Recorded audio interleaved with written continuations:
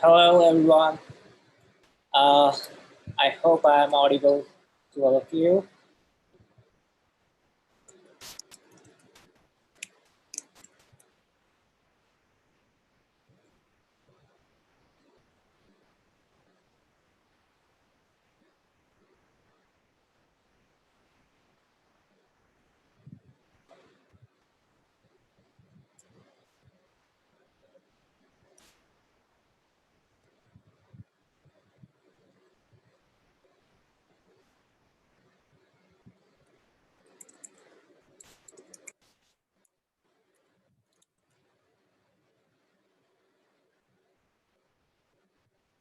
Anybody from outside, anybody from India, just say hi. Hi to all of you.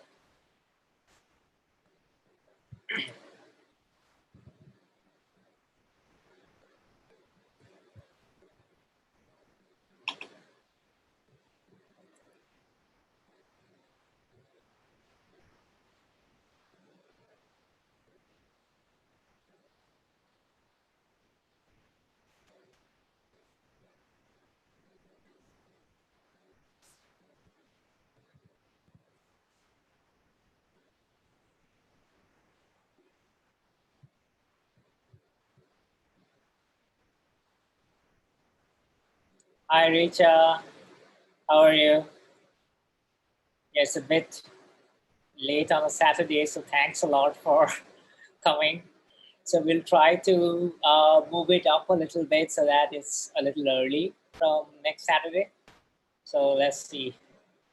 And we are trying hard to figure out what can be the best time for people who are even coming from abroad. Like we have people who have registered from more than 18 countries. I don't know whether they would be able to make it live today. That's kind of exciting to see so many people coming from so many different places. And it also becomes a little bit hard for us to figure out what's the best time.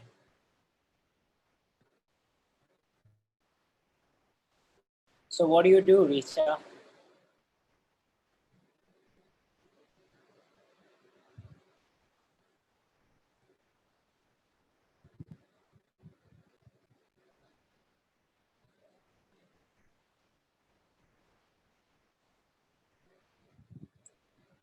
Hello to everyone who has started coming in. Hi, Sunny. Good evening.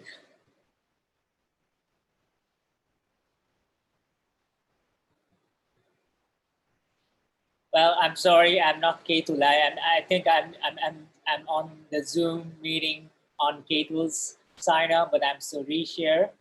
So sorry for the confusion. And so let me just go back and change my name over there so that everybody knows I'm Sourish. Um,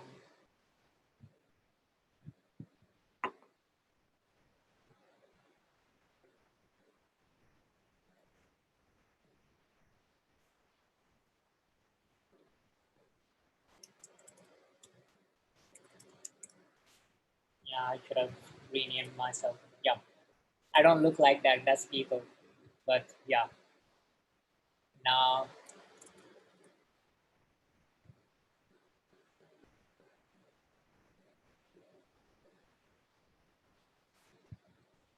hi, professor from Taj Hotels. Oh, wow, great. Yeah, so Risha, you are from, you are an academic associate in HRN. Okay, great. I'm Ahmedabad. Oh, great. Fine. So you're kind of like neighbors.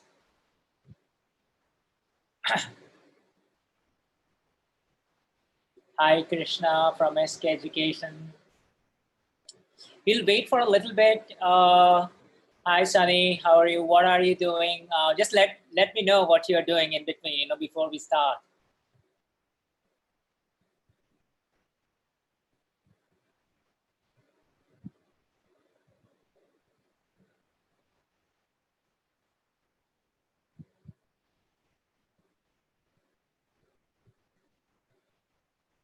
We'll wait for maybe 4 minutes more. If that's okay, then and then we can start, I guess, and people can come in.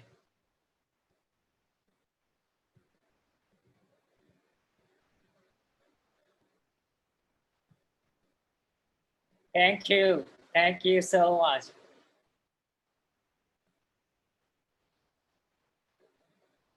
Hello, Ankur.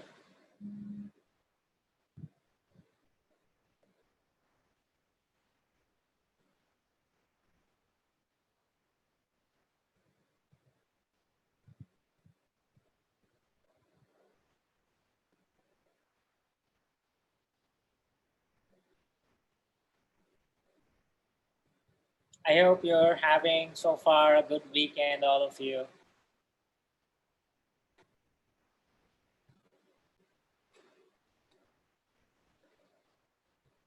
Oh, you're a research associate too at IIM Ahmedabad. Oh, great, fantastic.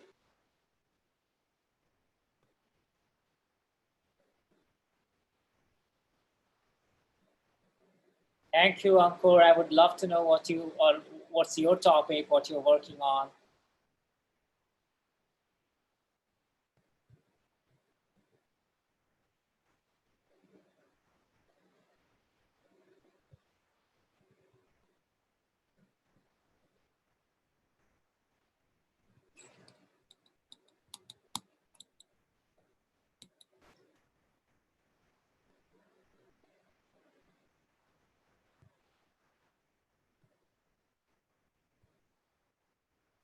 And Ketul, if you can just, because once I go on, probably I might miss on some questions, but if you can just keep copy pasting the questions and put it on our questions sheet, then it will be really nice.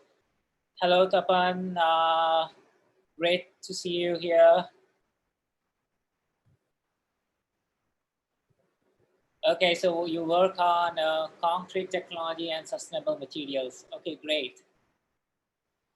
And did you tell me, Uncle, where you are from? No, or maybe I didn't ask you. Uh, where are you from, Uncle? Like, what's your affiliation?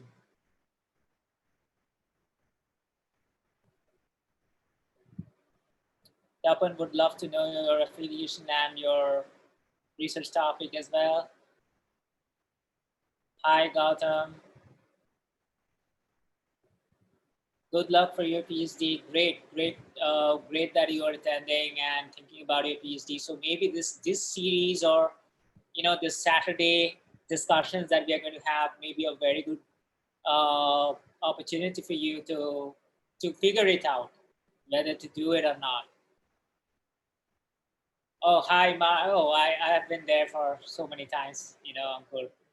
So I don't know whether you have met me or not, or maybe I've forgotten. I'm not able to remember you by name. Hi, Tapan. Yeah, you're from Bangalore too. Great. Absolutely fine. Hi, Tamara from Chile. We have finally gotten somebody from Chile. Okay, you are a UX researcher at a telecom company. Great. Uh, Great to have you here. So you work in powered electronics and electrical devices. Okay, great. Electrical drives. Okay. All right. So, okay, let's start out. And we will take more questions and we'll interact more as we go. So let's just dig into the today's discussion. And I would like to share my own experiences in terms of what I how I work it out when I have to, let's say, understand people, which seemingly seems to be a bit difficult or dense, and how I go about it and how I make sure that I do it very, very quickly. So let me just share my screen, and so that uh, I can dig you into the presentation. All right, so what today we are going to do is, for those of you who don't know me, who are seeing me for the first time, I'm Sourish. I'm the founder and CEO of Rax, which is the next generation literature survey and analysis tool. So this software is specifically designed for literature survey and literature analysis, right? And what I'm going to do today, the topic of discussion is going to be how to comprehend or understand a people fast, and not just fast, but how to do that comprehensively at the same time. And it kind of like sounds a bit paradoxical that on one hand, we have to comprehensively understand a paper, but at the sudden, on the other hand, we have to do it fast enough so that we don't get into the trouble of having our papers keep getting piling up, and we have so less time, to deal with, that we as we all know that we are constantly battling with volume, time, and memory, isn't that so? And I just give you one specific statistics for which is very relevant for today's discussion. uh, what I figured out through a very rigorous survey is that roughly 70% of the researchers are able to finish only one paper a week, in terms of whatever is in their to-do list, in their collection. So that clearly tells you that a research paper reading is not an easy, quick thing to do. It takes time to read a research paper properly. And B, you know, it also, you have also so many other things to do, and many of that, you know, is relevant to many of the other things in research that you have to do. It's not that you are only reading papers. So you see that it's always a battle with time, and on top of it, you have this so many papers that are coming up every now and then, right? And you have to keep yourself updated, and you have to make sure that your literature review or your literature study is always very high quality, right? You cannot compromise on the quality. So just to give you a view of the result of the survey that we had, uh, uh, we asked this question to a lot of people that, uh, you know, do you think that the decision process is, when you actually decide whether you would want to read a paper and it gets into your to-do list, and it gets piled up into your reading list, how much of that actually you end up reading comprehensively, which is detailed reading, right? And how much of that never gets read? It just keeps there, sitting there waiting for you to be read, but never gets read. And what we found out was something amazing. You see that, except for a few percentage, maybe only 20% of the people said that, well, they are able to cope up, and very few, maybe less than 15% of the papers that are there in your collection, in your to-do list, is untouched. But majority of the people said that more than 15% of, 80% of the people say that more than 15% are actually not able to touch what they keep uh, in their folder. So that's how bad the problem is. And if you are one of them, don't worry, because you are not the outlier. You are not really somebody who is falling as a exception, right? So, every good paper, as I keep on telling people, that it's a fantastic research opportunity. But then to grab that opportunity, you really need to understand the paper completely. Okay. So that's the bottom line. That's the crux of today's discussion. Okay. So now this is something that I got in this really amazing place. You can always go and read up all these comics in PhD comics, and what is happening in this particular cartoon is that you have these references that you keep collecting in your folder, like that's your reading list. So this is all your reading list. Some of them your professor would be giving you, some of them you find on the internet, maybe on Google Scholar or wherever. And then you go into the papers and you go into the citations of the paper and you keep them as well into the folder, and the folder keeps growing on and on and on and on and on, right? So there are multiple ways in which you keep adding more and more papers into your folder, as you can see over here.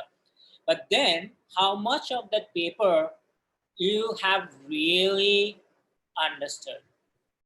So if you look at it in this cartoon, of course it's an exaggeration, but you see that the papers actually read were a lot less than the paper that got printed out or that got into the collection, and the papers that were actually understood were just so less as compared to the papers that got actually read.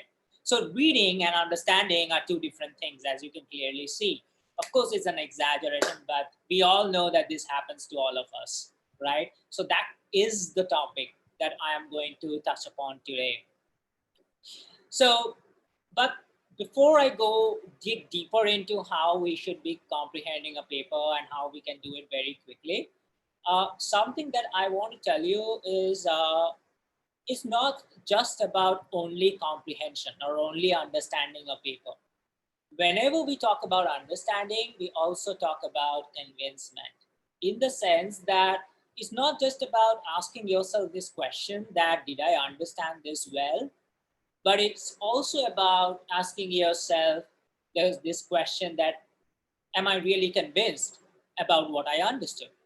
So these two go together hand in hand, right? So this has to be understood very well. It's not just about understanding, but it's also about convincing yourself about what you understood. And it may very well happen that you are not able to convince yourself, and that the reason why you're not able to convince yourself may be multiple different reasons. One can be that uh, the author were very vague and did not explicitly detail out a lot of things that needed to be detailed out, which means the paper was not very well written, and that's why you are finding it difficult to convince yourself. The other factor can be that you are at an early stage of research in that particular specific topic, and the authors have already assumed that the readers will be primarily people who are well versed with the topic, and that's why you're not able to convince yourself. Or maybe there is a logical fallacy in the paper itself, and that's why you're not able to convince yourself. So if there is a logical fallacy and you're not able to convince yourself, then it's a great research opportunity for you.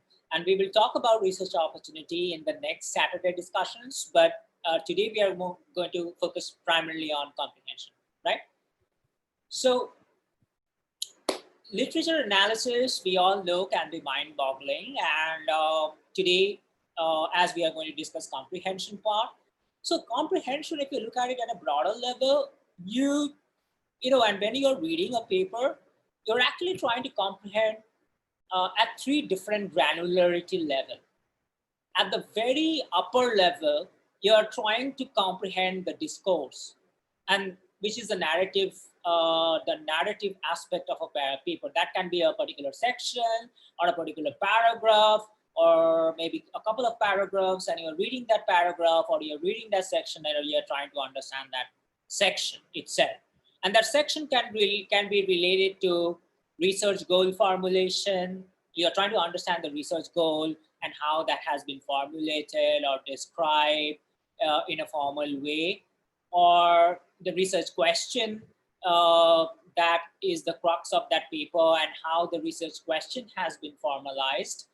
Either that, or you might be reading a particular section that relates to the methodology or the approach or the argumentation, right? Or you might be reading a section that might be related to the evaluation of the justifications uh, provided by the author, right? And the very first thing that you have to do at that level is you need to first understand what that author is telling in that particular section or in that particular discourse, right? Then the second thing you need to understand at a deeper level, now you go into specific statements or sentences, let's say, and you want to understand the statement or the sentence. You have to understand the statement, right? And then while going through the statement, you may bump upon a concept, and then you want to understand the concept. So you see, that's the most atomic level, at the most fine granular level in which you might want to understand something. So in order to understand a discourse, you need to understand the statements inside that discourse. In order to understand the statement, you need to understand the concepts inside that statement, right? So that's how it works. So I would now today talk about fast paper comprehension, and we will see how you can actually do that in a quite, some sort of an unconventional way using Rax. But before that, so the structure in which I will go is this way. I will first talk about comprehending new concepts. How do you do that in Rax, right? Let's say that you are stuck at a new, you come across a new concept and you have to understand the new concept. Then I will talk about recapping, already seen or known concepts, right? And then I will talk about comprehending the research question itself, which is essentially at the discourse level, how to comprehend the discourse at the research question level, then comprehending the assumptions, right? And then comprehending the arguments, right? And then comprehending the goal to method mappings, uh, then comprehending the research findings. And I'll show all of these things very quickly, one by one, how you can do each one of these things, uh, how you can understand each one of these things very quickly inside Rax, and how to do that inside Rax even, right? So now I will switch on to Rax, and for those people who are yet to know uh, what Rax is. So this is the website. You just type in Raxter.io. That's the website. And you just land on the homepage. And then after you land on the homepage, you just sign up. And it's a pretty simple sign up process. And you just, once you sign up, what happens is that you are inside your project space, right? So you have multiple different projects. I'm just repeating this very quickly for those people who are yet to know what Rax is. And many of these projects are maybe related to each other. Some of them may be very different. Some of them may be complementary to each other. Some of them you may have done long back. Some of them you are doing currently, and so on and so forth, right? Now, what I'm going to do is I'm going to show you a specific example and of a particular research paper, and I'm going to show you the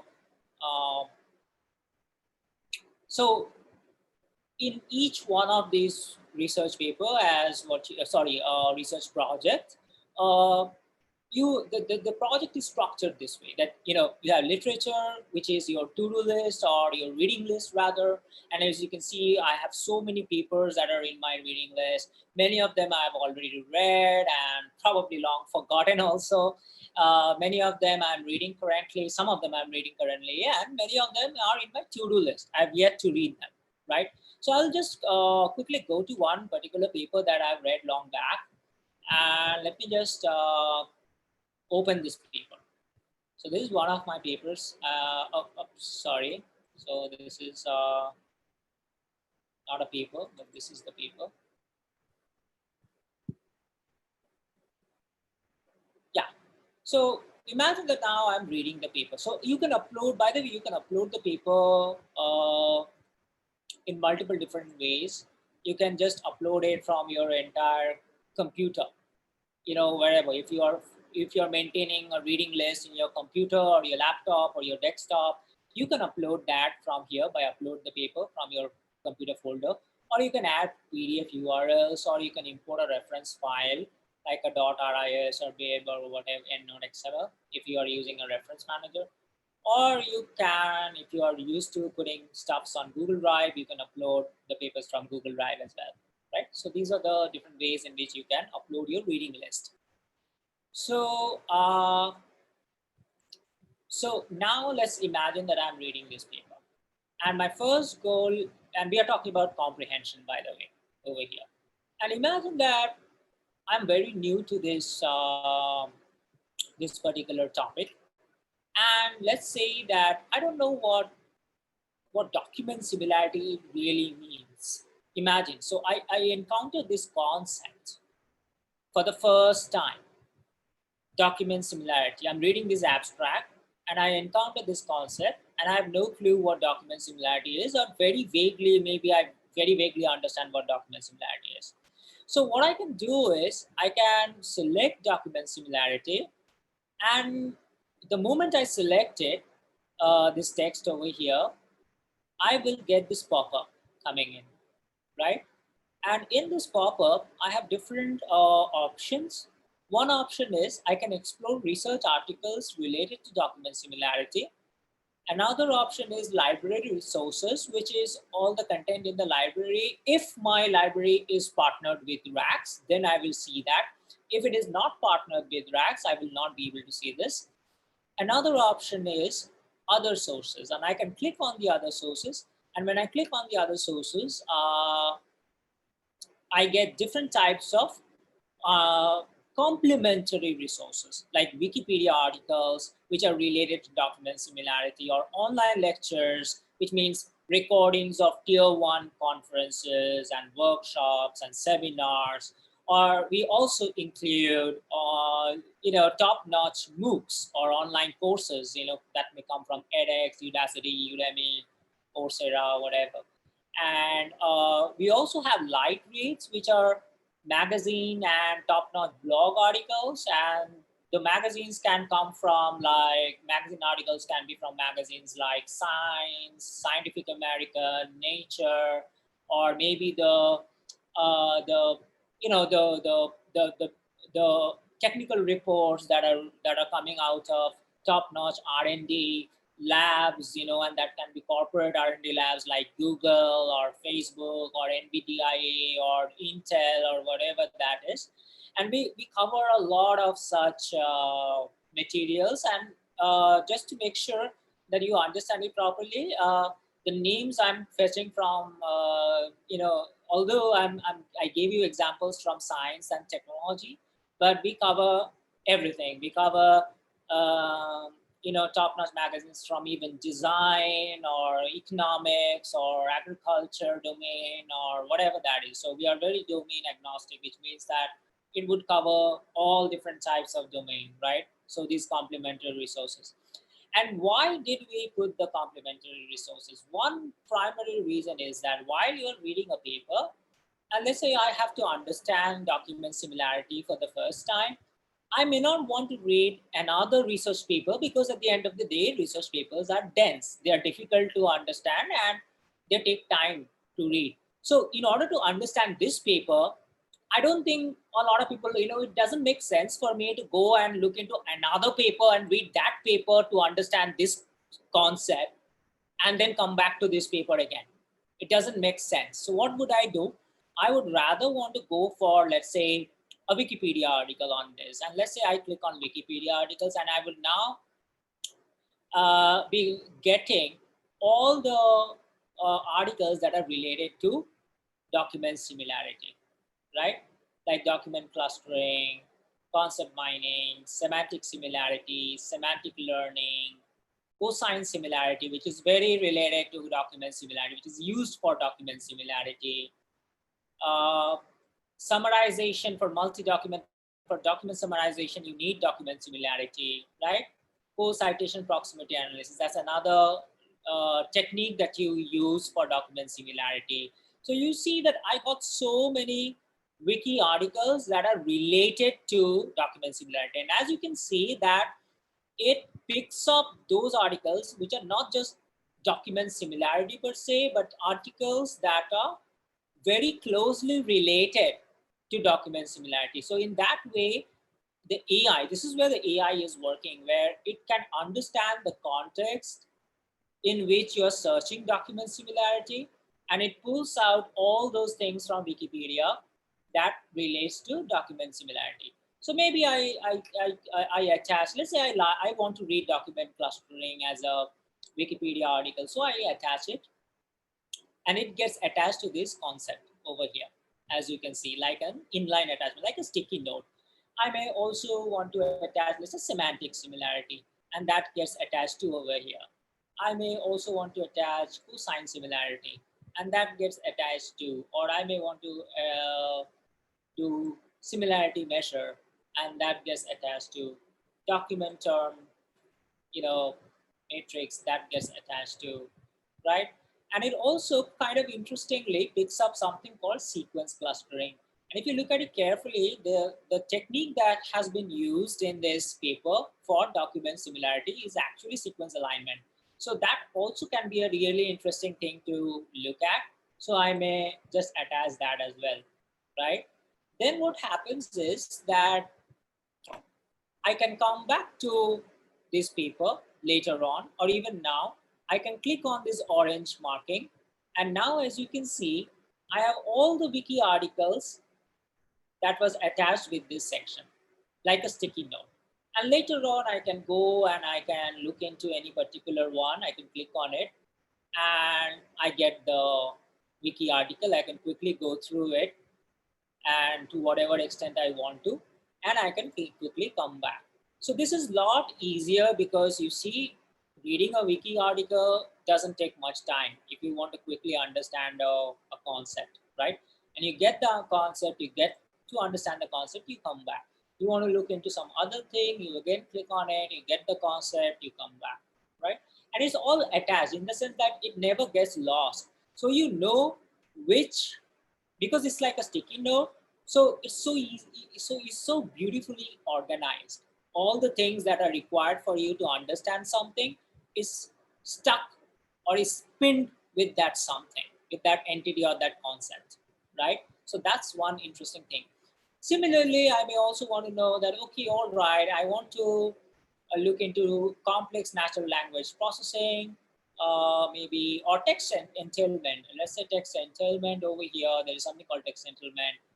And I may want to look at, learn more about text entailment, understand text, what a text entailment is. Again, I will go. Now, maybe I want to look at online lectures. So now I see a lot of like this is a conference talk, on text entailment. These are all text entailment, but maybe I don't want to go for a conference talk because it's too too specific.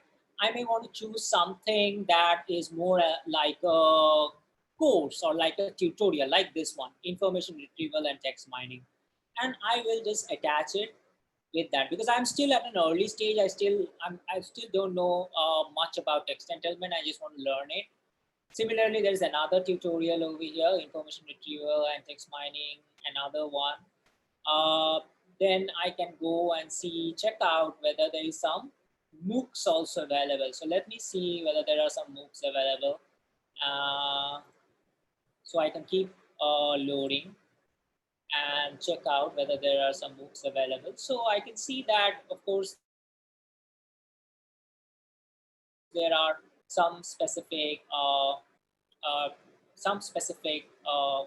some of them are very specific, but I got like natural language processing. So that's a MOOC, and I can attach that. So as you can see that it looks into the meaning of what you selected, and it will figure out that, okay, all right, so this is actually something to do with natural language processing. So let me just give you Rax understands it. That so Rax would think like, let me just give you a course that will contain textual and entailment, right? So that's how it works. And like, again, I can click on it and I can see all the video lectures that I created. In the same way, I can go and look for, okay, all right, so let's say I want to understand this aspect. So I can select on this entire sentence now, and let's say that I click on other resources, and then I can go to light reads. Now what happens, all the magazine articles from all different places will come on that is related to this particular sentence, because I want to explore and understand this sentence in depth more, right? As you can see that these are all coming from, towards data science is one of the top-notch machine learning blogs in Medium, and it picks up from there and it gives you like a primer on natural language processing. So that can be really interesting and helpful. So I can attach that. Then text similarity search with vector fields, that can be useful. I can attach that. Uh, then you are, you know, then I can load more stuff from maybe uh, you know, some other sources, and and see whether there are some other sources that can give me better, get some other perspectives as well. Like from, I got something from Crossref, and I may want to attach that, right? So, and so on. So I can keep going, right? So it seems to be that a lot of material in this particular aspect is coming from towards data science, which is interesting. Um, Similarly, I can do anywhere. I can go and I can look into anything and everything, and I can do the same thing. I can also look up research papers. If you want to look up research papers as well, you can do the same thing and look up research papers as well on that specific topic. As you can see, like the some of the basic, most seminal research papers on, let's say, LDA based topic allocation. So because that was the technique used in this paper, so I got a paper which is specifically on this topic. Okay, so I can attach that. You can also do that if you want to, right? So so this is so far as when you bump into something new and how to quickly get to that point where you can quickly read up something or watch something and then get back to work, right? So that is one thing that we have done in Rax, and it's kind of like very simple because you are no more, you can always do this, that I don't want to probably, I want to keep going, reading this paper like one go, and later on come back to all these things which I collected, like my nuggets or my breadcrumbs. And again, I can come back, go through it one more time. But then right now, I'm only going to focus on these things, So I can only click on these stuffs, and I can take up any one, and in my spare time I can read any one of them or watch any one of them, and I can quickly get it done. As you can see, like these are the kind of stuff that won't take much time. Like this magazine article, it's very easily written, and it's not going to take you much time to understand what that would mean, right? And these are all handpicked and very highly curated, high quality sources. Okay, so so this is something. Now coming to the other aspect, which is that what happens if we have to, like, very quickly uh, uh, you know look into something that we have already seen, and we want to do a recap. So that also is very simple. You can come back to this paper, let's say some 2 weeks ago. If you want to come back to this paper, you can actually click on these materials, and you can very easily these sections, and you can very easily go to those references or those attachments that you have already read, and you can very easily recap it again. And that's the beauty of these inline attachments, that helps you to recap things very quickly. Another way of recapping is that if you have already read another paper, let's say, and you already want to see whether there are other papers in your collection which talks about a particular aspect of this paper, and you want to recap that, then what you can do is, like, as an example, if I want to see that, okay, this is one section in this abstract, and I want to see whether there are other papers that are already there in my collection, in my entire collection, which relates to this section, and I want to do a recap of those sections. Then what I will do, I will again select this section, and over here there is a feature called compare from your collection. So I will click this now, and if I do that, what happens is Rax will try to pull up all the papers that are in my collection, like as you can see, from your collection, and all the papers together with that section that relates to this section. Okay, and I can do a recap over here and quickly read this and get back to work. And if I want to feel that, well, I want to stitch this two up, then I can do a pinning. And as I do a pinning, it gets pinned over here. So that is easier for me to get back to that paper again, as you can see, right? And I can put some notes also if I want to put some notes as well.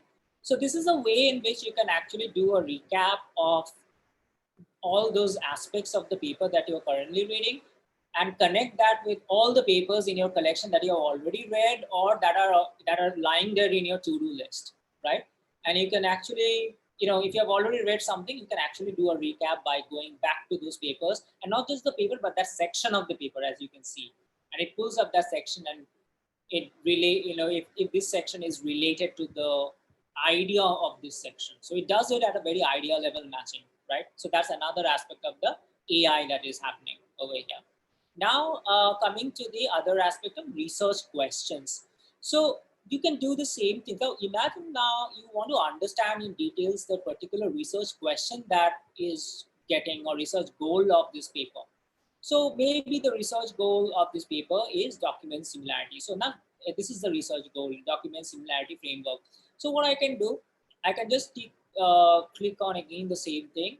I will now, what I will going to do, the moment you want to understand the research problem itself or the research question itself, it's better to go for research articles.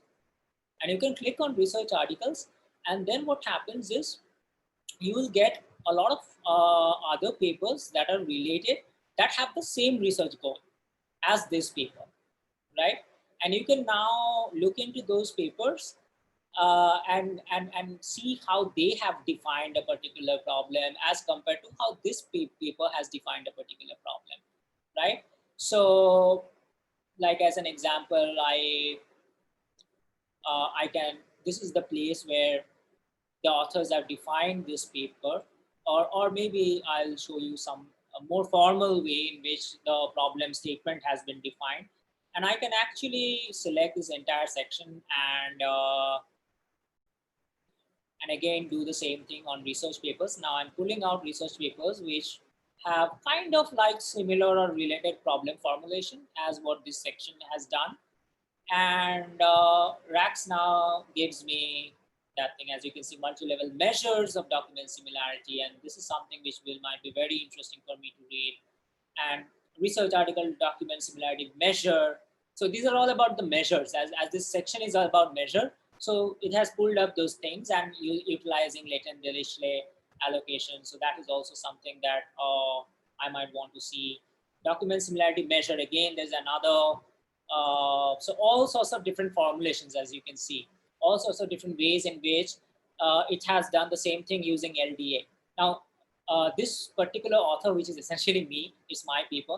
I have also used LDA for the problem formulation. So it's actually trying to first pull up those papers which are related to LDA, but at the same time, which gives me a similarity measure.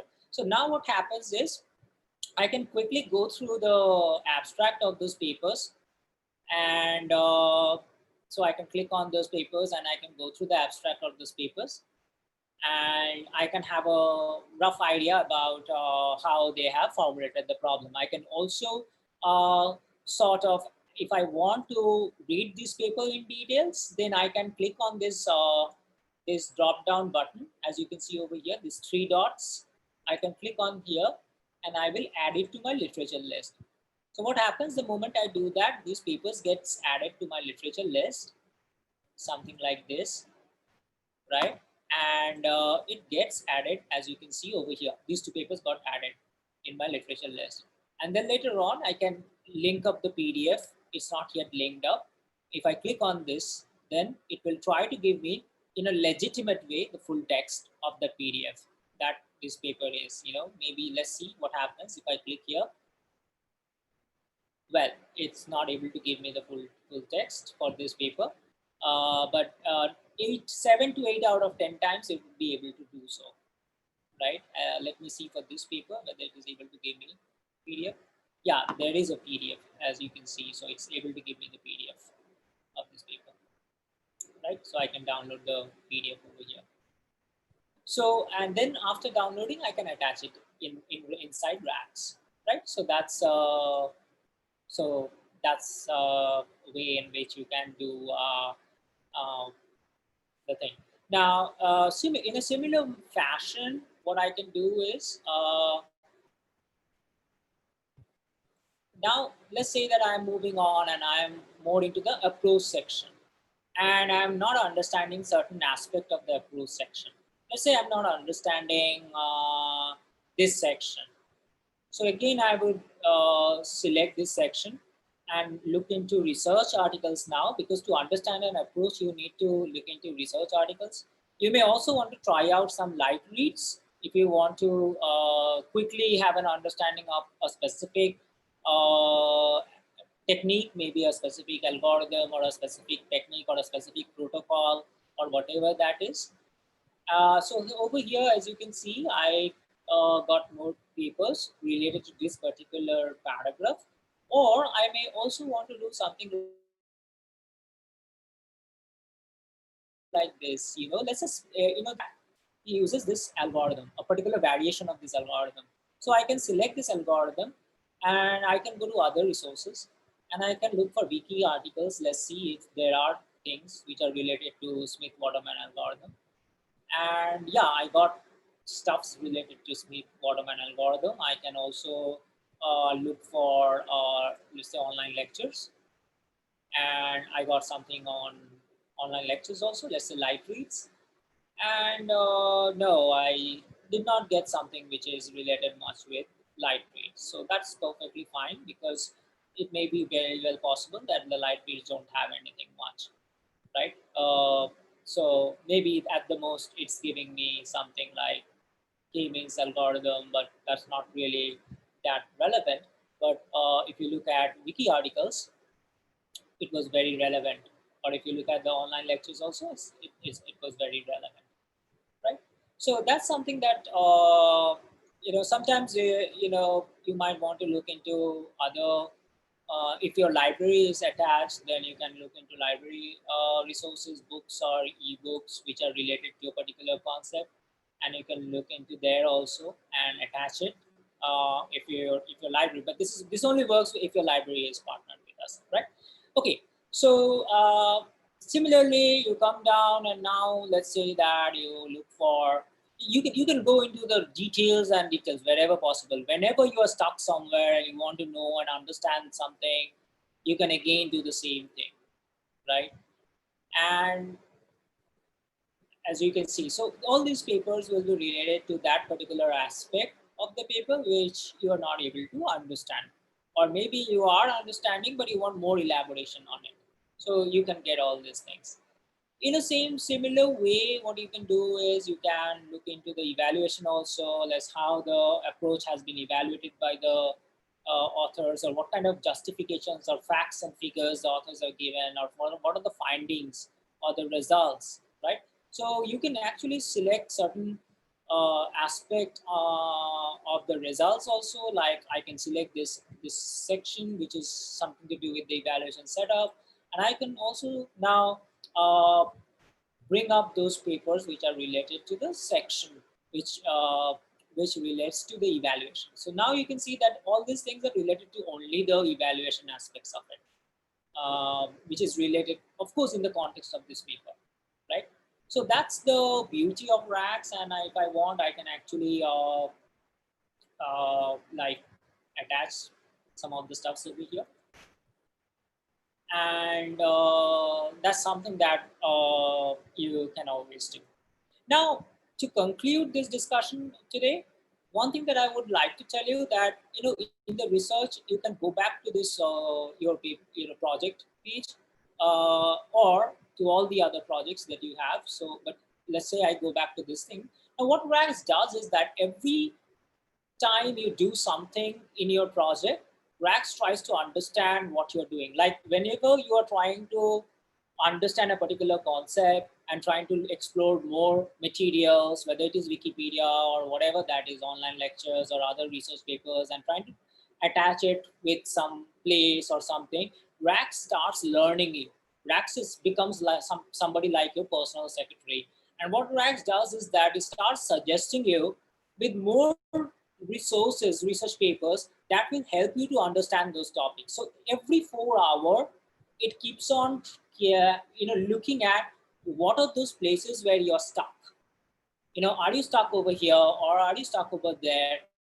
And then it tries to give you those papers that are related. Every 4 hours, it keeps on updating itself, and it gives you those papers which are related to what you are currently stuck at.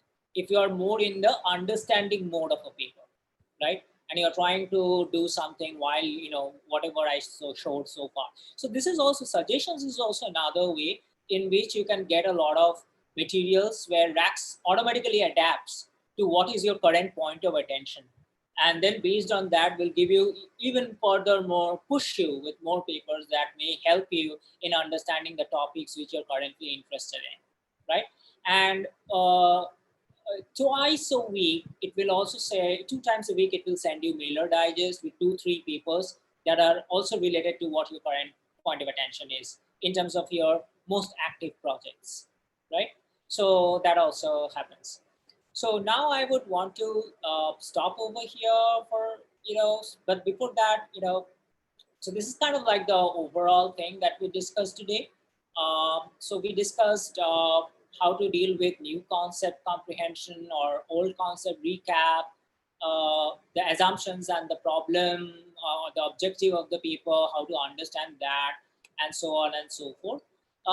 Later, because of lack of time, I was not able to discuss how you can do all these things collectively as a team also, because a lot of time understanding has a lot to do with team environment, doing it as a group like a journal club or forming a virtual team and then trying to understand a paper. So I will keep that topic as a separate discussion, Saturday discussion, and show how you can do the same thing in a really nice way, sync it up with your team using Rax, right?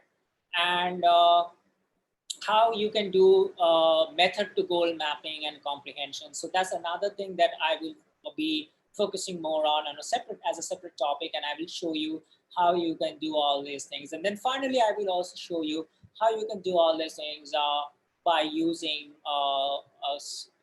but whatever you're understanding and whatever you're learning, how to do the note taking in a very structured way using a feature in Rax which we call critique templates. And I'm going to talk about critique templates in subsequent Saturday sessions, right?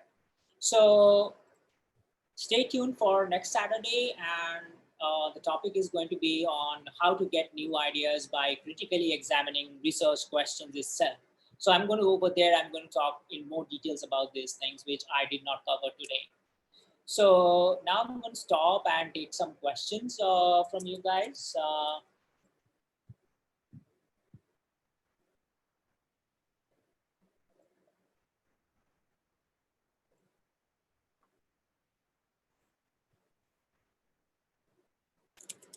Okay.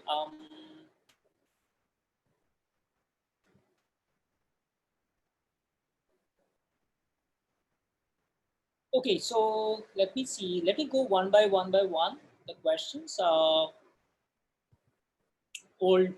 I'll go kind of like first in, first out, sort of. uh,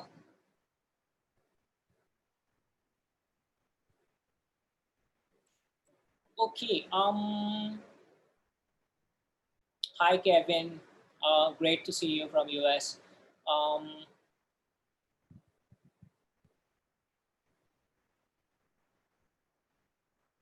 Hi Hardik. Yeah, great to see old friends coming again. Nice to meet you. Okay, so the first question I have is, how can Rax make document similarity with hard copies of libraries of universities or institutions which has not published in public or not accessible for any person?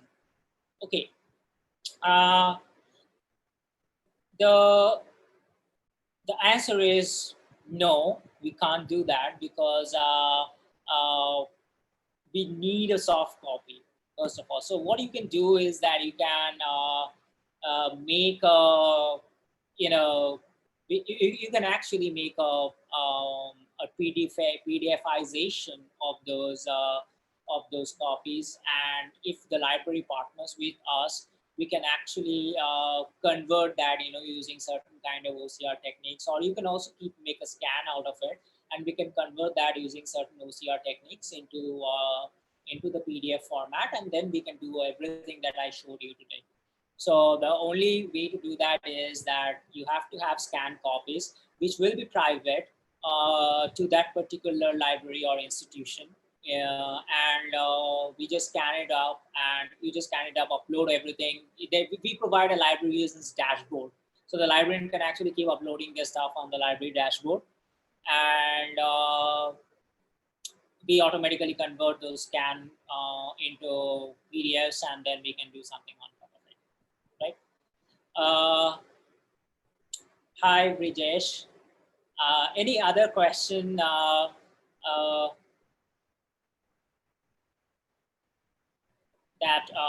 we can entertain, because we still have maybe some few more time minutes to that we can take some discussion, you know, and then maybe we.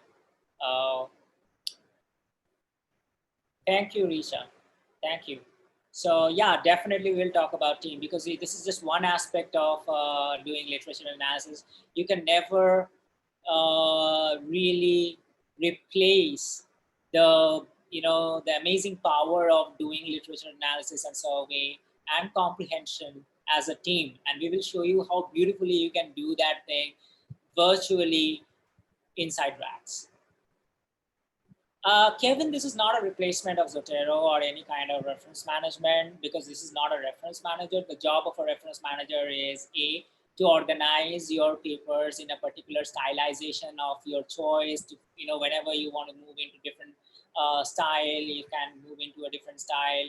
And the other most important job is when you're writing your paper or something, and you have to cite and backlink to those stuffs that you have in your reference manager. It is very easy if you have a plugin of Zotero or Mendeley or anything, and whether you're writing it on Microsoft Word or whether you're writing it in Google Docs, then you can actually backlink that.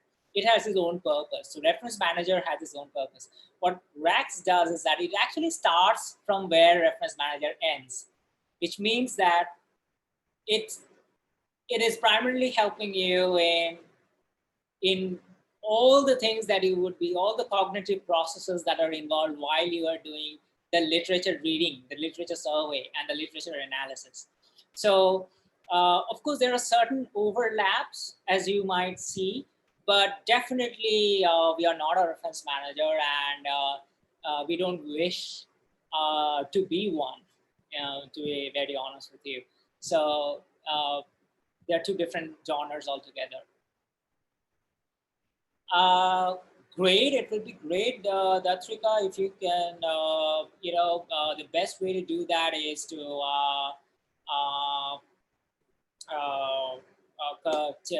connect with Ketul, and maybe we can actually do some sort of workshop. Reference managers, as I said, Mendeley and Node and others, essentially, the answer that I gave to Kevin, that definitely they have their own purpose. It's primarily for back citation and stylization of those citations in a particular way, and it makes life very easy when you want to do that. Rax is primarily for literature analysis and comprehension. Like, if you want to understand certain aspects, or you want to connect one paper with another paper just because you forgot something, or you want to do a very quick compare and contrast, or you can go to my previous session, the Saturday session, where we discussed about how to decide which paper to read, and how to decide, once you have read the paper, how to prioritize or reprioritize your reading list. So just go through the website. You will clearly get an understanding that this is by no way a reference manager. It's a genre of its own. Is Rax works as good library and able to add soft copies which is collected by libraries of universities or books? Yes, it will, provided it is PDFized, right? Then we can actually do that. So you have to either convert the things into PDF, or even if it is in some scan copy, provided it's not handwriting, because we don't have a very accurate handwriting OCR yet. So if it is typed writing, but if it is in a scanned way, like an image, then we can convert that into, we can talk about it, if the library wants to partner with us, then we can do all those things specifically for that university or institution. So I hope, Kevin, I answered your question properly, I guess. I mean, if there is still, something to be answered, then just let me know.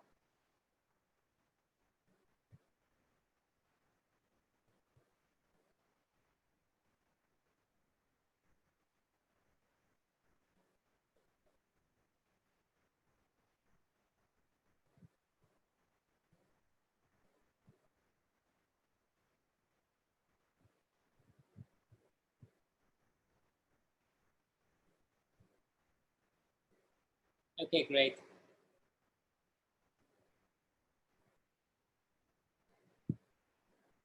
So,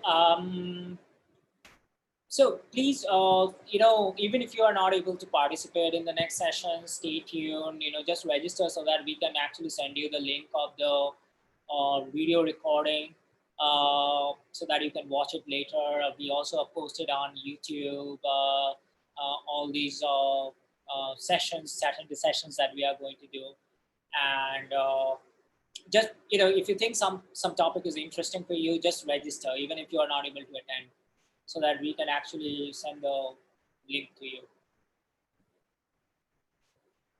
My pleasure, Tamara.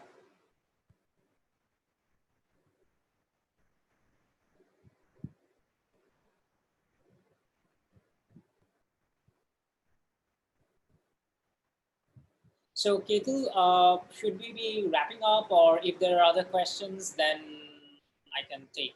I have no problem, because I just fear that people are just getting late. So, in the future, we are also going to bring other experts, like a fireside chat sort of, where we'll be discussing many other interesting things about academia, including how to write a paper properly and other kind of things, how to deal with the stress, the emotional stress, that you have when you are doing a PhD or research, and so on and so forth. So we'll be doing all those things at the same time. So thanks a lot for attending, and I know for India it's quite late, and stay safe, stay very very safe, and stay very very healthy, and see you next Saturday. Bye bye.